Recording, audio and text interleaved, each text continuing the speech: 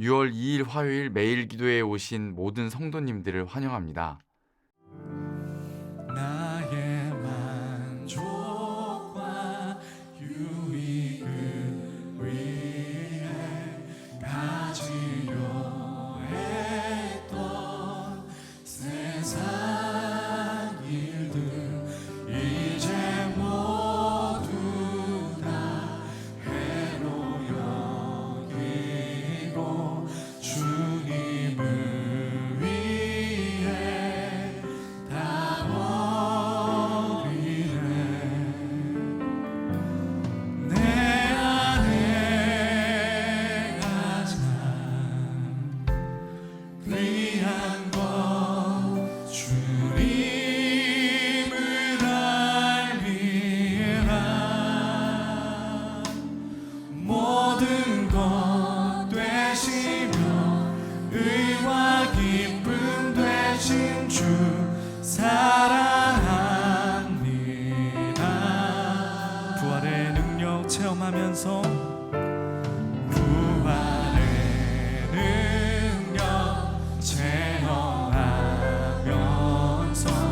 주의 고난에 동참하고 주의 죽으심 본을 받아서 그의 생명에 참여하네. 내 안에 가장 귀한 것 주님을 알리라. 모든 것 되시며 의와 기쁨 되신 주 사랑합니다. 저는 사랑동산과 중보기도 사역부를 섬기고 있는 강진구 목사입니다. 오늘 함께 통독하실 본문은 사도행전 11장 1절에서 26절의 말씀입니다. 유대에 있는 사도들과 형제들이 이방인들도 하나님의 말씀을 받았다 함을 들었더니 베드로가 예루살렘에 올라갔을 때 할례자들이 비난하여 내가 무할례자의 집에 들어가 함께 먹었다.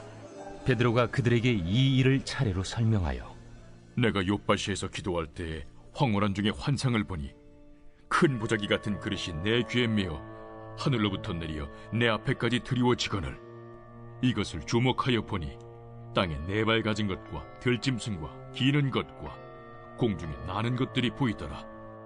또 들으니 소리 있어 내게 이르되 베드로야 일어나 잡아먹으라 하거늘 내가 이르되 주님 그럴 수 없나이다. 속되거나 깨끗하지 아니한 것은 결코 내 입에 들어간 일이 없나이다 하니 또 하늘로부터 두 번째 소리 있어 내게 이르되 하나님이 깨끗하게 하신 것을 내가 속되다고 하지 말라 하더라. 이런 일이 세 번 있은 후에 모든 것이 다시 하늘로 끌려 올라가더라.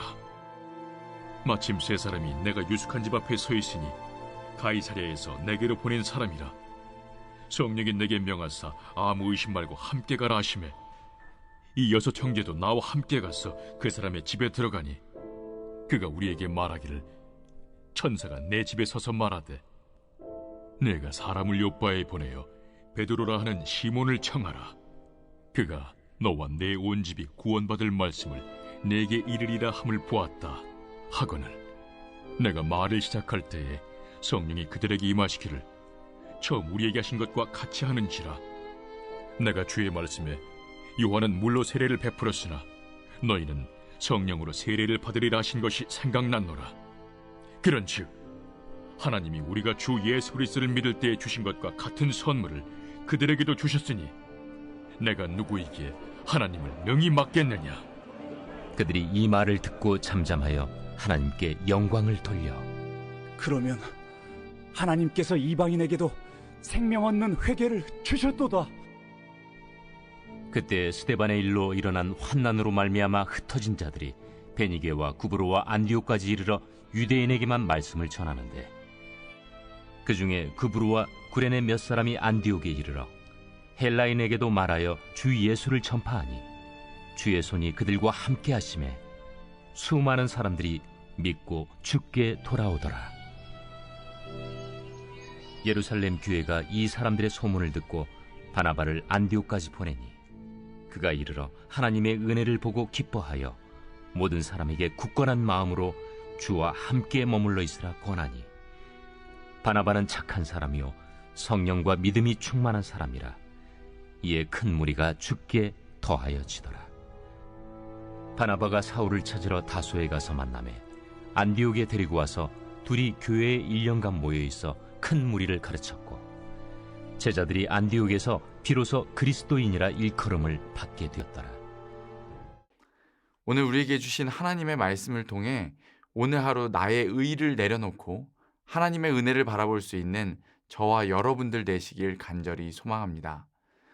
오늘 본문인 사도행전 11장은 넓게 보면 10장에서부터 걸쳐 기록된 고넬료 회심 사건의 종반부입니다.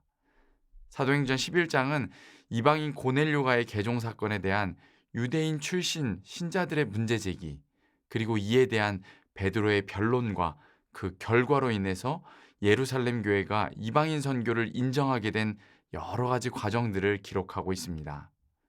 11장의 말씀은 대다수 유대인들의 고정관념과 달리 하나님께서는 구원에 있어서 유대인과 이방인을 전혀 차별하지 않으신다는 주제를 거듭 주지하고 있습니다. 실제로 베드로를 통한 고넬료가의 회심 사건은 하나님의 직접적인 계시와 지시에 의하여 이방인 선교가 최초로 시도된 대사건이었습니다. 오늘날에는 이방인이 복음을 듣고 그리스도인이 되는 일이 너무나도 당연하게 여겨지지만 당시 선민의식과 유대교적 율법주의와 관행에 젖어 있던 이들에게 그 이방인들의 전도는 쉬운 일들이 아니었습니다. 특별히 고넬료 가정의 이야기, 이방인이 최초로 복음을 듣고 구원을 받은 사건은 그야말로 충격 자체가 아닐 수 없었습니다. 베드로가 예루살렘에 도착하자 유대주의 성향이 강한 할레파 신자들이 베드로가 이방인과 교제하였음을 강하게 비난하게 됩니다. 초대교회에 존경받는 대사도였던 베드로가, 그리고 예수님과 가장 가까이 있었던 12제자 중에 한 명인 베드로가 이렇게 강하게 비난받을 만큼 무할례자들의 집에 들어가서 함께 식사를 한 사건은 할레파 신자들에게 받아들이기 어려운 일이었습니다.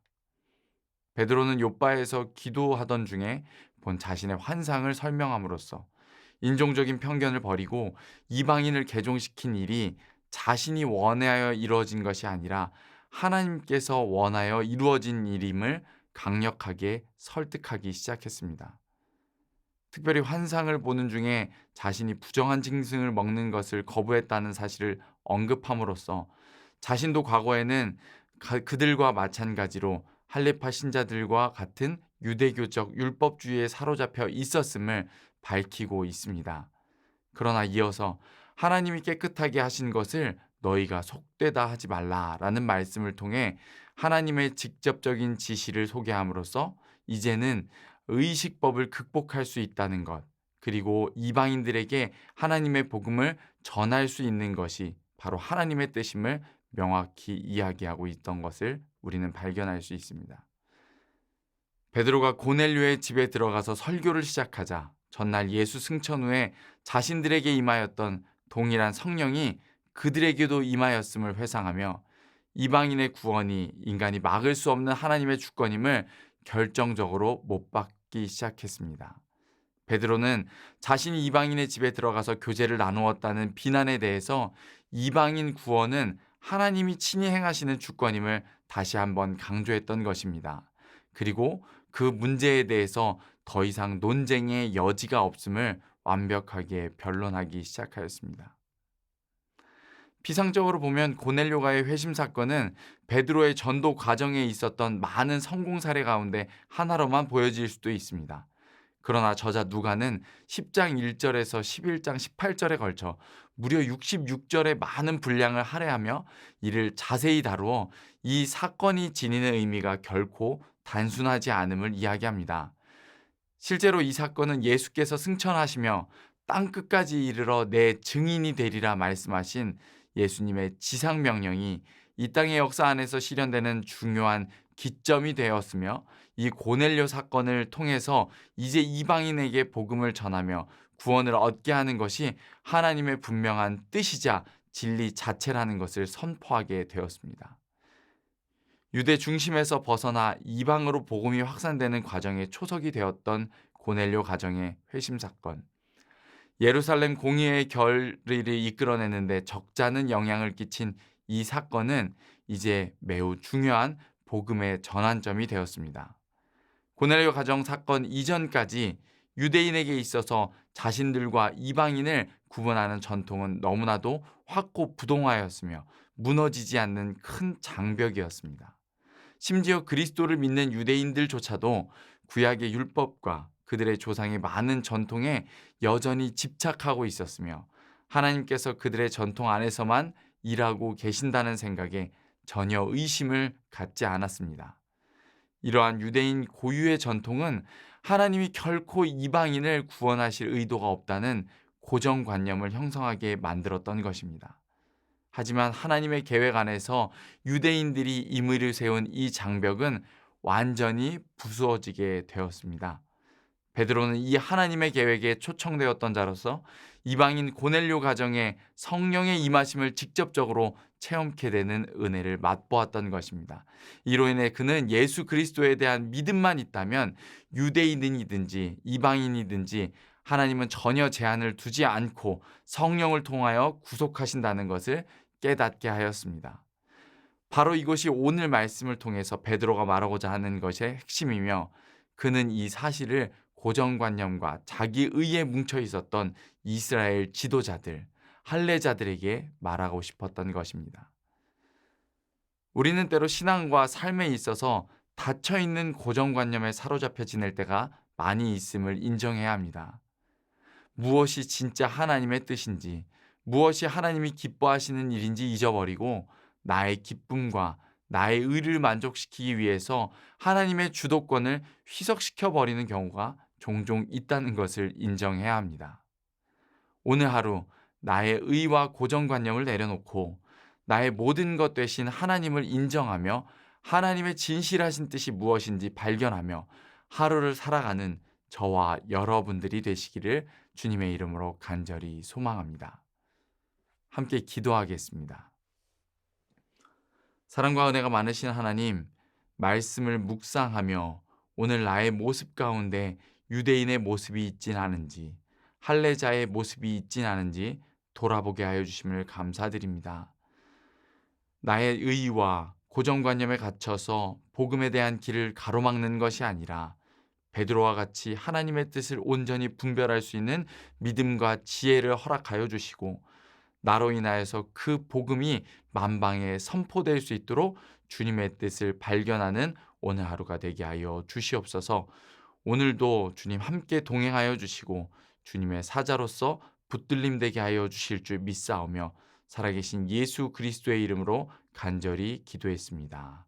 아멘.